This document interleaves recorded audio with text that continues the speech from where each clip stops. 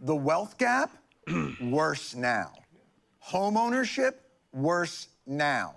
Segregation, worse now. On average, a white high school graduate is wealthier than a black college graduate. What? Forget about them telling you. What? Hold on. Now, on average, a white high school graduate is wealthier than a black college graduate. Forget about them telling you even the... How in the hell you're wealthier when where your high school diploma is almost nothing in the marketplace? Almost 6 figures. How? Stark facts don't seem to matter. Although differences in choices and performances are ignored or dismissed in politically correct quarters, such differences obviously affect differences in outcomes. And you then, in the Thomas Sowell Reader, compare the different economic records. This is fascinating, but I mean, there's a lot fascinating in here, but this struck me especially. You'd compare the difference in economic performance, not between whites and blacks in this country, make sure I'm ready, but between whites and whites in Europe. Yes. Tell us about the difference between Danes and Greeks. Oh, well, if you look at Eastern Europe and Western Europe, the economic differences between Eastern Europeans and Western Europeans is greater than that between blacks and whites in America. And people ask, why is there such a gap here? Why is there such a gap there? I say, well, ever since the Civil Rights Act, why hasn't that gap closed completely? I say, look at Eastern and Western Europe. They've been on the same continent. Europeans, they've been on the same continent for centuries, and the gap hasn't closed. So, you know, gaps don't close that fast. So we need to take a little bit of time. The underlying message here is be realistic about what actually causes growth. Be realistic about the durability of culture, even of economic culture, work habits. And, all right. The problem... And my true, it might take a little bit of time, right? We have to just fix certain things. I mean, those new families they're building, you know, not generational wealth from almost 120 years ago, it's still something that need, you know, to happen, right? You know, it's my case, right? I was better than my grandpa, even in Puerto Rico, right? So back then, my grandpa used to live in the countryside of Puerto Rico, the countryside, which was the mountains. And my mom used to say that he used to just carry his house in his back. That's how poor he was. They never had a house until later in his life, when my mom was 18. They managed to just build a house, and that was it. Look at me now. I mean, I'm a product of various generations, right? So it takes a little bit of time. With white people, for however sincerely we want to reckon and listen, the truth is America has always prioritized white comfort over black survival. This is cringy. Black people have had to fight so hard for equality that they've been irreparably set back in the pursuit of equity. And any real attempt to repair a ton of bro, that was not good. That damage. That was not good. He can tell he's very uncomfortable saying these things. Reparation. It's amazing. Whenever you look for facts, when you do research, or either about people or about nature, you find skewed distributions everywhere. But when you listen to people talk, especially in the academic world, the underlying assumption is that the people are all have the same capability, and that therefore any differences in their outcomes must be to other people in some way doing them wrong. It's amazing, because if you think just of an individual, I mean, the same man does not have the same capability. He's not even equal to himself at different stages of life, much less being equal to all the other people at all their highly varying stages of their lives. When you think of how many factors there are at work, it's incredible to think that they're going to work out the same for almost any group defined anyway. Got it. The other thing is so frustrating. I can come up with umpteen different examples of this disparities in various. I can tell he's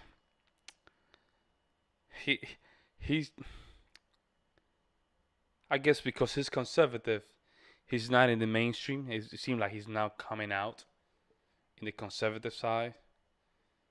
But he's been beating this horse for a long time, and I don't think it matters to the other side, right? Because you hear the arguments of the other side, it mostly side language, bombastic words, graphics that would you persuade something to raise an impulse in some ways, right? But it's not like him. He's been really studying this stuff very long time. Situations, including situations where it's not possible for it to be either discrimination or genetics. People Genetics, on the that's other another side one. cannot We give don't you want to one talk about example. that either. You can read reams of paper by advocates of social justice and not find one example anywhere in the world. There are people who've done international studies. Braudel, I quote, the French historian. He said, in no society has all parts of the population had the same outcomes. I'm sorry to say, I think just white people talking about this endlessly is not going to help actual Black Americans who would deal with it. I have certain ideas about that. I think we need to focus intensely on young education. One of the classic examples to me of few things that are going very well in the ghettos across the country, and that's some of the charter schools that have come in, where the public schools, the kids are just wiped out. I mean, the kids in those ghetto schools often are 2 or 3 years behind the national norms and all kinds of stuff. But in some of these ghetto schools, especially those run by the KIPP organization or by the Success charter Academy, schools. I'm sorry, yeah, charter schools in the ghetto. Right. Their kids are scoring at levels equal to, and in some cases better than, that in affluent suburbs where the kids come from families making $200,000 a year. Wow. And you would think, my God, this is something that ought to get a lot of attention. The welfare state supporters are fighting against charter schools. The NAACP. That is so sad. That is extremely sad. That is very, very sad. I mean, I don't know what to start there, man. If that's the case, that's very sad. The monster is bigger than it's painted. It's bigger. Is fighting That's against very sad. charter schools. The teachers' unions give a lot of money to politicians. They give money to the NAACP. I think it's the most cynical thing you can find in American politics are those people who are making themselves big champions of blacks, and yet who are fighting against the one school, kind of schools that are offering a way out of poverty for millions of black kids.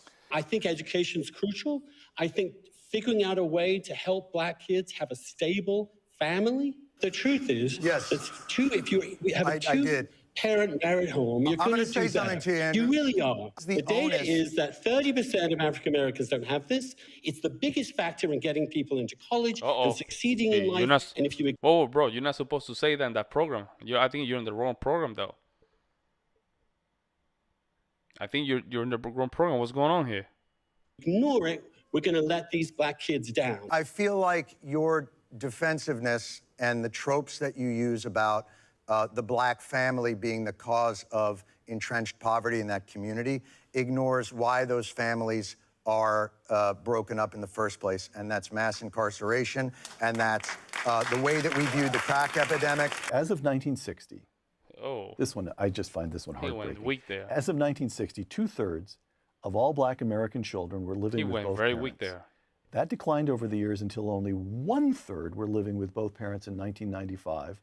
Among Black families in poverty, 85% of the children had no father present. What? Hold up.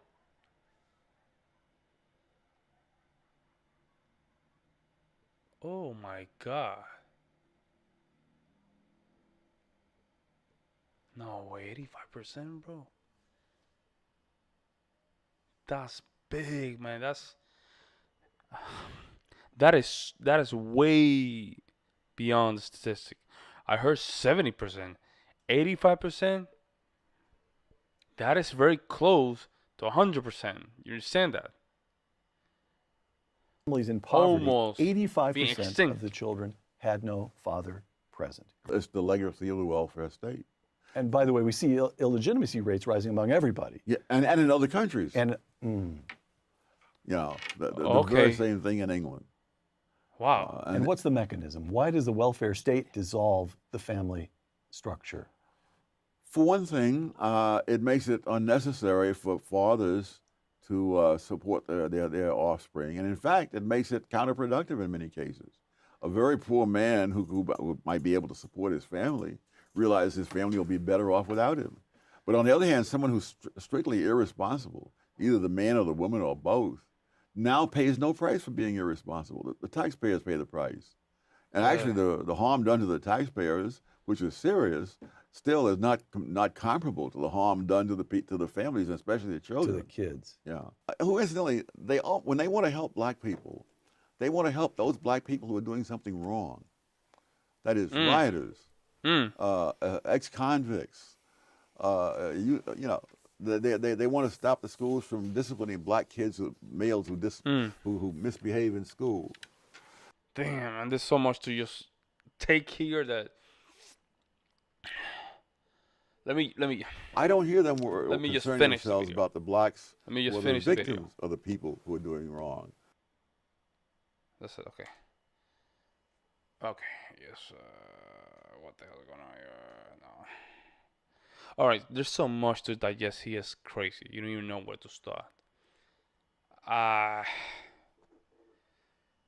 think it was Malcolm X that said that white liberal is like a fox. It looks very cute, but then it will bite you. Kind of one of those things, right?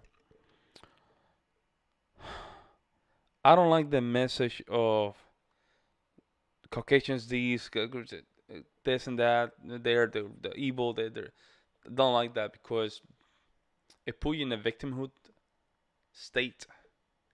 And it seems like when you hear this thing, there's a level of cringiness regarding this message. The problem with white people, Jon Stewart. My question is, how is that even helping people, man?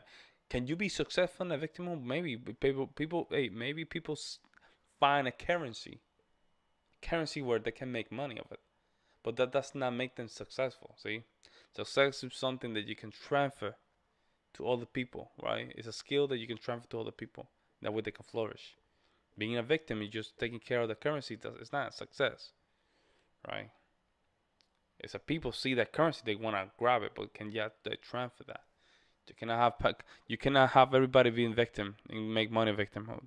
Or now you can have people not being victim and being successful in solving problems. See, that's infinite. People can keep doing that. There's no limitation for it. Thomas Sowell looks like a guy that has been through this so many times, man. And you have these people popping up. And interesting enough, none of these people, beside the video that I watched with Milton Friedman, hasn't invited him to debate or to a media outlet. I'm saying like the corporate media, CNN, MSNBC, CBS, to have debate about these things. Hasn't happened yet. And I think there's a reason why. Now, what's the reason? I don't know. Let me know in the comments below. Maybe I'm just going crazy a little bit. Maybe it's the light. They just give me these weird. Yeah, let me know. Am I wrong to just think like this? Or you guys share the same opinion? Let me know in the comments below and I'm going to really appreciate it.